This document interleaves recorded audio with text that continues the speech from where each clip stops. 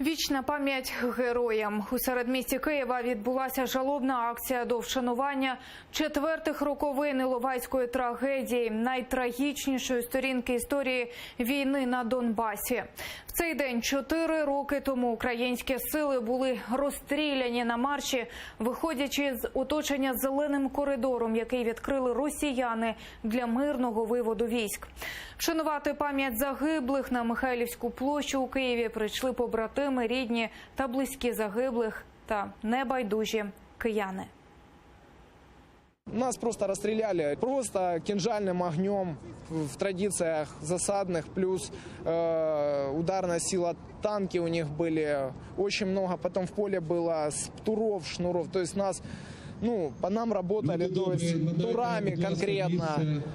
Ось так пригадує той кривавий серпневий ранок під Іловайськом боєць добровольчого батальйону «Донбас» Максим. Він вийшов з Іловайська живим, пройшовши крізь російський полон. В його пам'яті назавжди закарбувалися жахи того зеленого коридору, який надала Росія, пообіцявши не відкривати вогонь. В 4-ту річницю трагедії він прийшов на Михайлівську площу, аби зустріти побратимів та разом з ними знов і знов згадувати те, крізь що пройшли тоді наші вояки.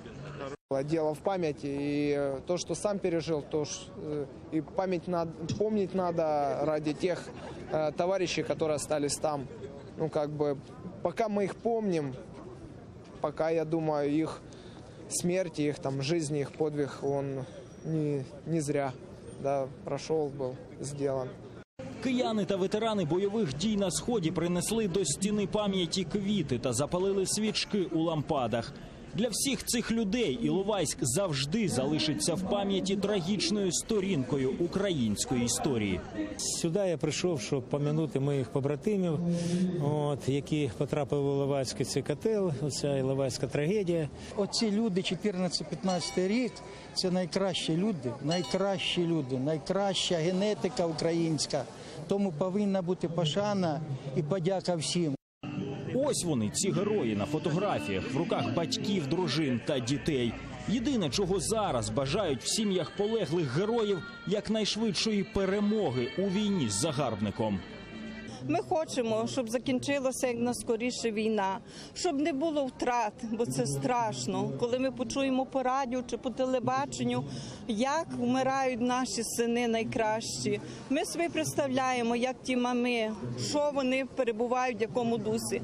Аби показати той жах, який влаштували росіяни українським військовим під Іловайськом, сюди, на Михайлівську, привезли частину експозиції музею Нацгвардії.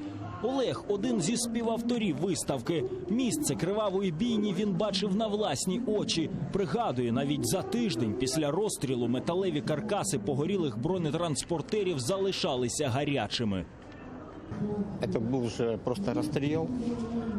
І, звісно, когда ребята вже поняли, що вони в котлі, кожен вибирався як мог, тому що, в тому году я можу представити, що там може бути. В пам'ять по загиблим під Іловайськом патріарх Філарет разом зі священнослужителями інших конфесій провели суспільний молебен та освятили дошку пам'яті. Іловайська трагедія, за офіційними даними, забрала життя 366 українських воїнів. 429 було поранено, 300 потрапили у полон. Валерій Бакус, Дмитро Шишкін, Заман, АТР.